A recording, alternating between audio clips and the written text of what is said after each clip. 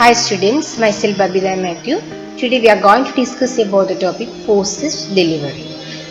Obstetric forceps.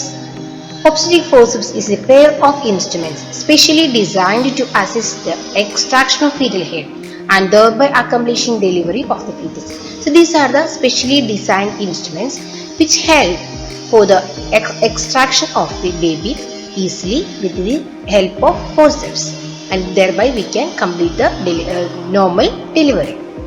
You can see the purpose of forceps delivery: to assist in delivery after coming head in breech presentation. So in the breech presentation, first the breech will come out. So after the coming out of the breech, the head has to be delivered. So for the assist of the head delivery, we are using the forceps. Next, to take out the head up and out of the pelvis at a cesarean section. So in the cesarean section, if the head is deeply situated, we can take out the head from the pelvis by the forceps. Third, to rotate and take out the head in an unfavorable position. The baby's position is not favorable, then to rotate the head to make it the normal position and the extraction of the head in the vertical presentation, we can use the forceps. Then to deliver the baby quickly in case of fetal distress after fulfilling the condition for the use of forceps. So for the use of forceps, we have to fulfill a lot of criteria. So after filling the criteria, we can deliver the baby quickly if the baby has any fetal distress. Next, indication of fetal forceps delivery. First, maternal indications are the maternal heart disease and maternal exhaustion, inadequate expulsive effort, because after a long period of pain, patient may become very tired, so they will not push properly. So we can use the forceps and deliver by easily. Then pre-eclampsia and eclampsia.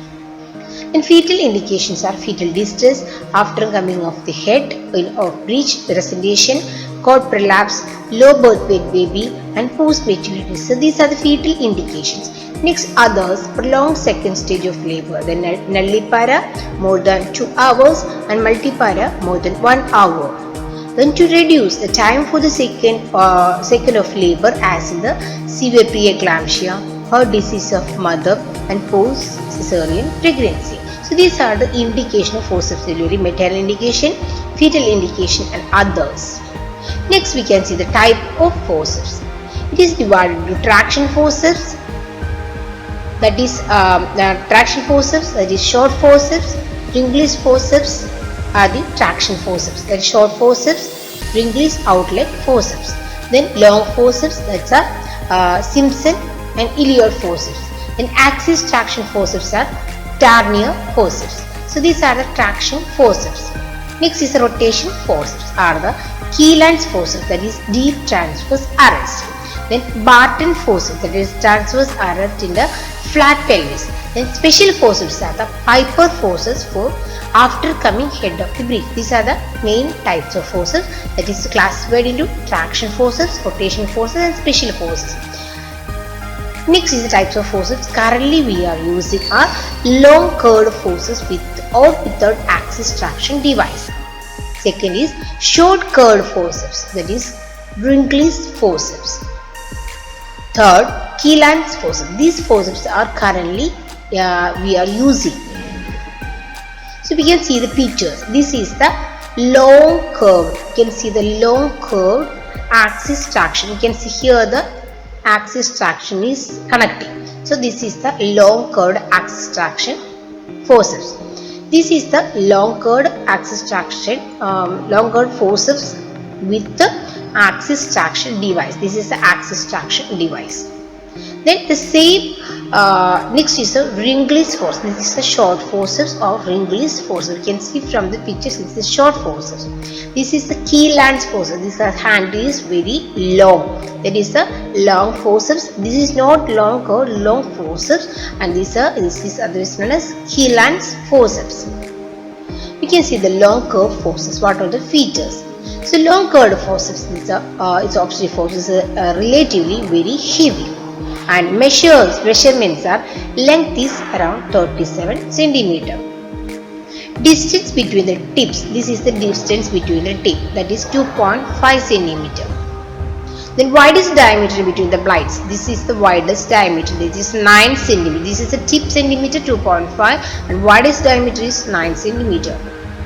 It is comparatively lighter and slighter, shorter than its western counterpart, but is quite suited for the comparatively small pelvis and small baby of the Indian women. So mainly Indian women we are using the long curved forceps.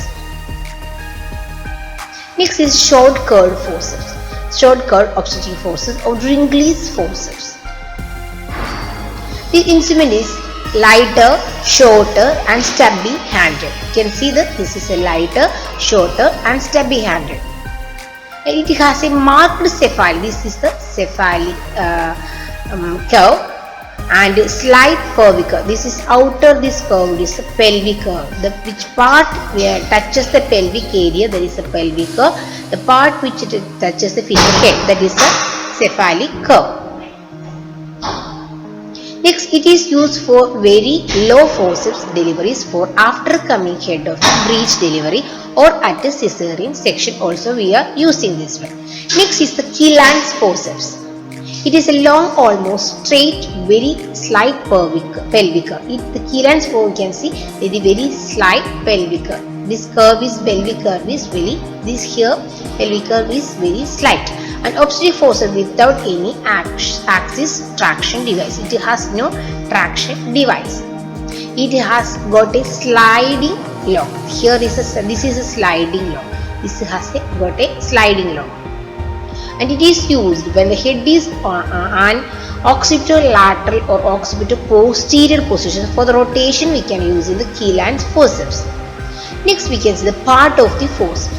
The blade, the forceps is two blades are there. It has to divide into two. So there are two blades are there. Each blade curve, two curves are there. This outer part is the pelvic curve. Pelvic curve because it touches the pelvic area.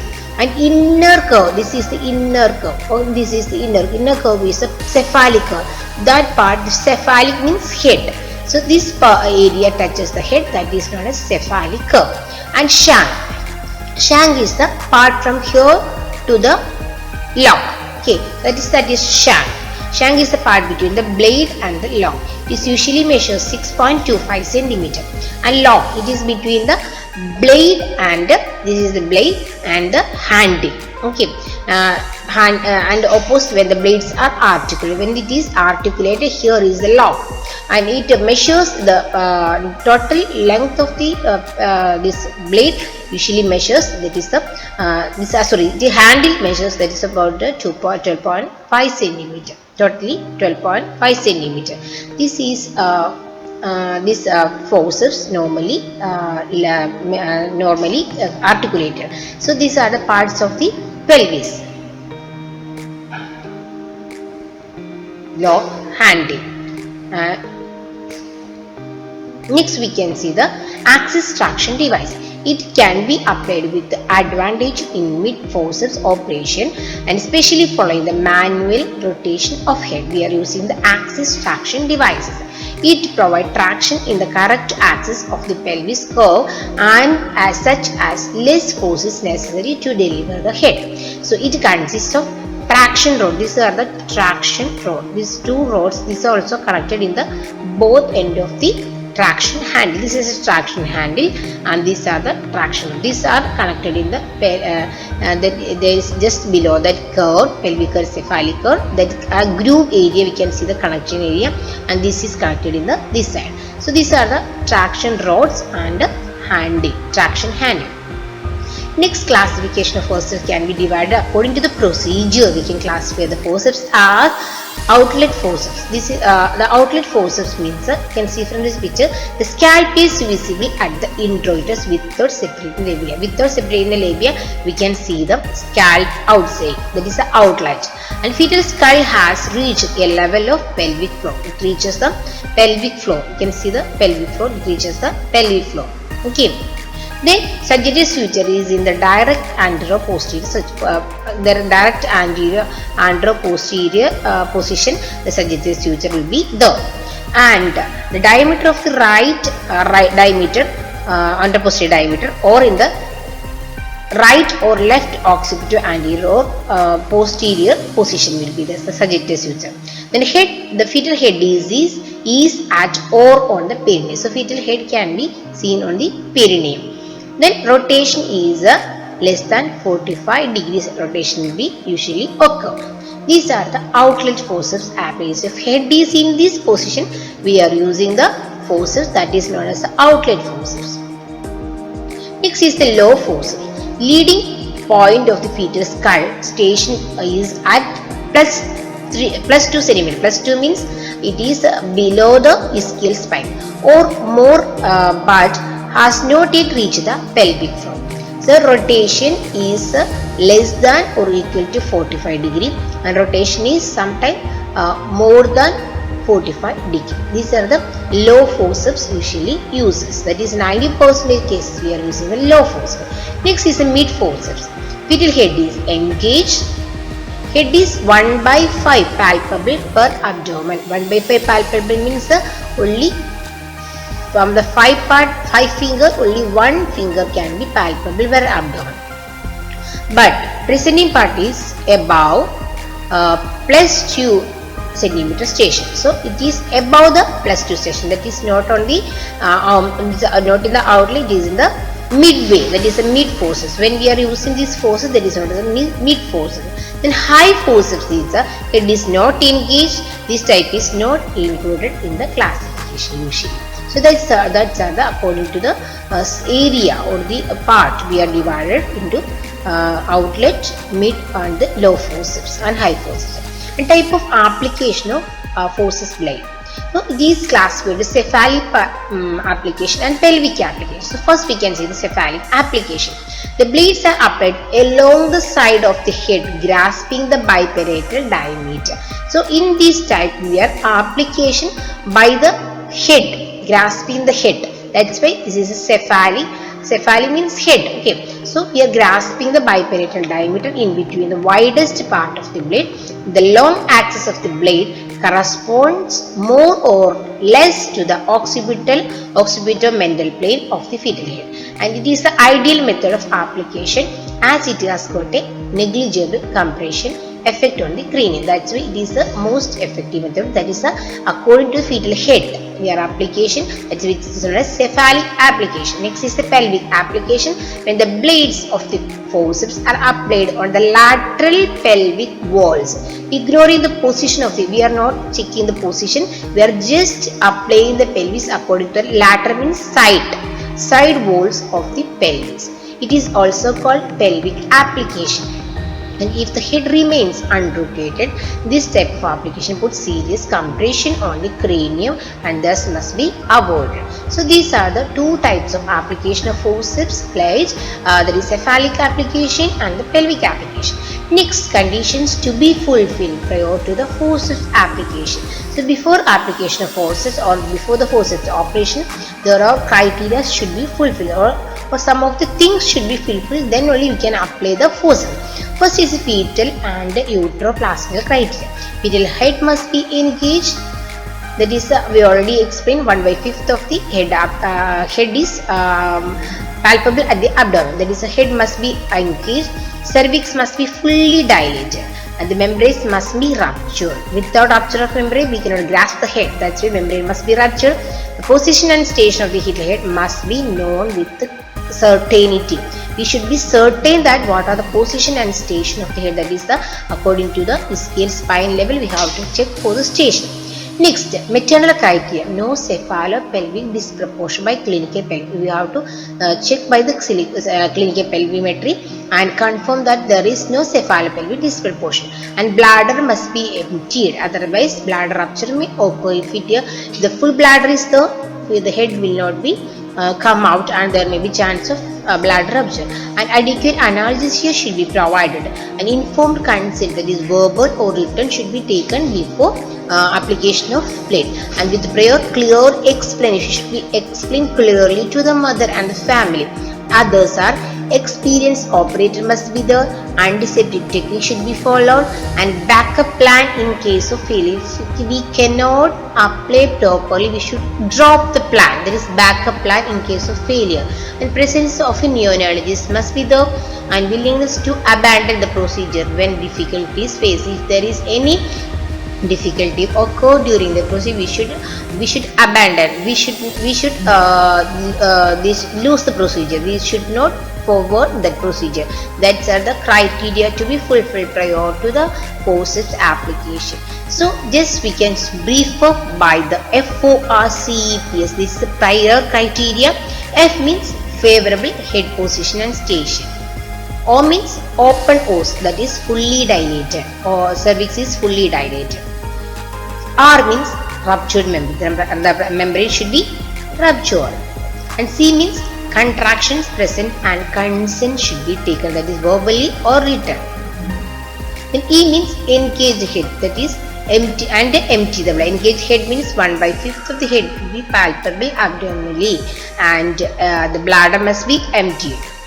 P means pelvimetry, and to exclude there is no major cephalopelvic disproportion and adequate pain relief. So P means pelvimetry, no major cephalopelvic disproportion and adequate pain relief. And S means stripes. Stripe means the legs should be in the stripes and lithotomy position should be maintained. These are the prerequisites should be fulfilled before the forceps application. In short, this is the procedure. Preliminaries: pudendal block or supplemented by the perineal and labial infiltration by 1% lignotomy. Pudendal block should be given. Catheterization should be done.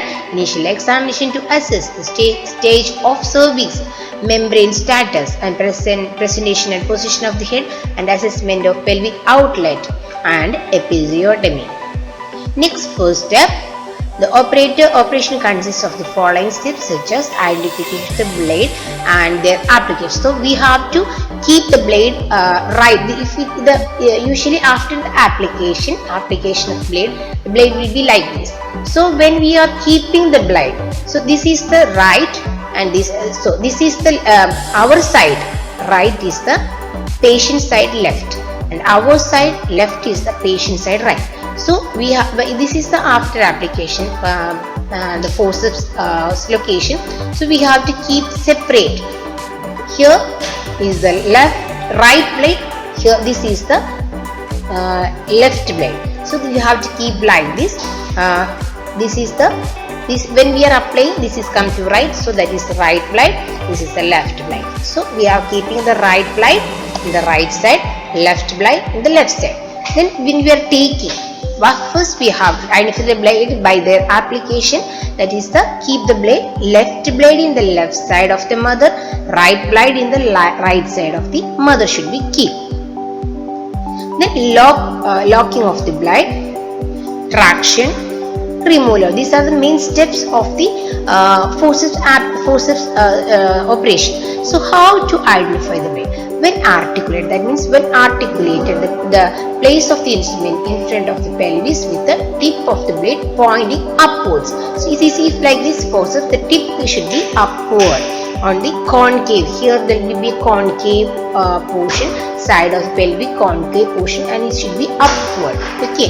Then the blade which corresponds to the left of the maternal pelvis. So which blade is currently? So when we are articulated, this blade is corresponds to the left of the maternal side. So we have to keep the left blade on our left side, and when we are articulated, this is on the right side. So we have to keep our right side. So like this we have to keep both blades. Then when isolated, the tip should point it upward. So the curvature can be seen, concave portion, and tip should be upward. The cephalic curve is to be directed upward, and the pelvic curve is forward. Then identification of blade and their application. So forceps are identified as left and right. Assembly them briefly before procedure. And left lower blade is introduced first. So first we have to, this is the left side of the mother, this is the right side of the. So we have to take with your right hand the blade. We have to take the left blade with your left hand, take the blade, then we can apply it to the mother's left side. That is, the left lower blade is introduced first.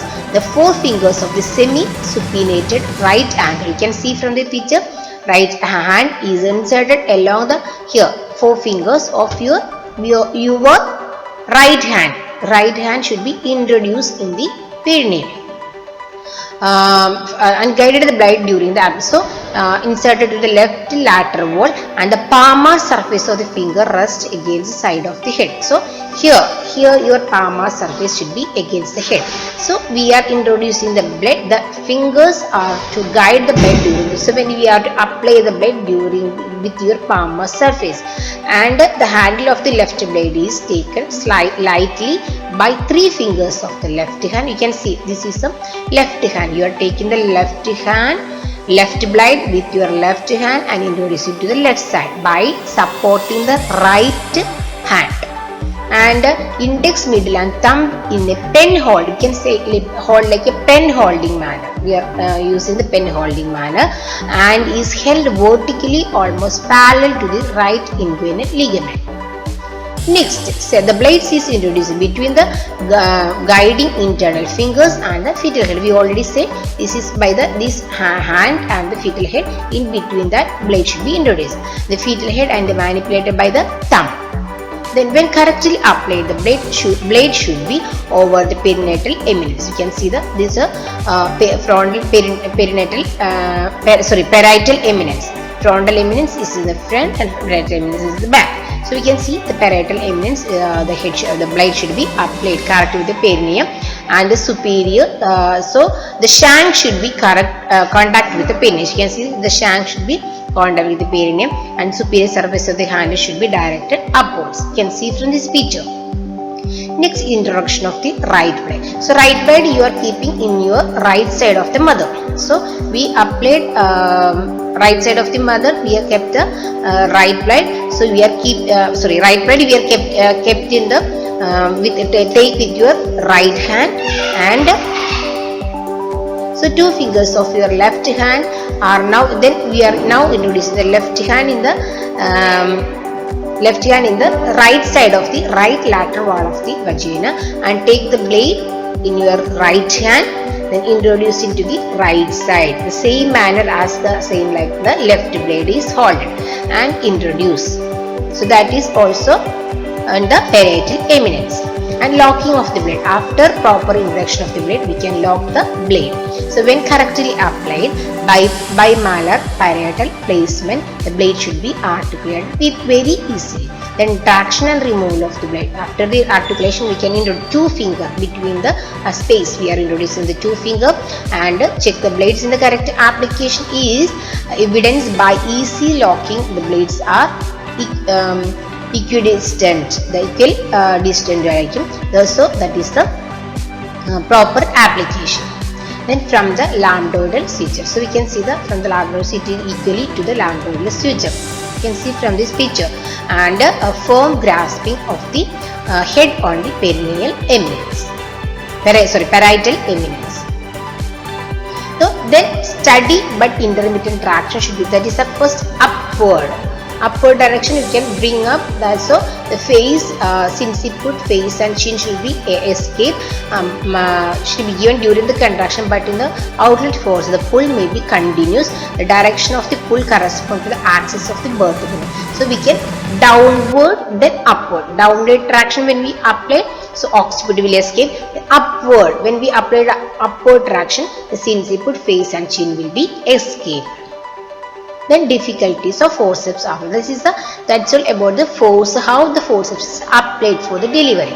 So what are the difficulties maybe arise when you are using the forceps application of unrotated forceps. So if it is unrotated head, the application of forces is very difficult, and improper insertion of the blade, and failure to depress the handle against the perineum, so there may be tear occur, and entanglement of the cord or fetal parts inside the blade. There is a trap of the parts inside the blade may be occur, and cause of failure are undiagnosed occipital posterior position, faulty cephalic application, wrong direction of traction, and mid pelvic contraction or constriction ring. So that's all about the forces applied. Just see the picture. We can see just a picture. This is the force. This is the blade. We can see this is the pelvic curve. This is the handle. This is lock. This is the shank.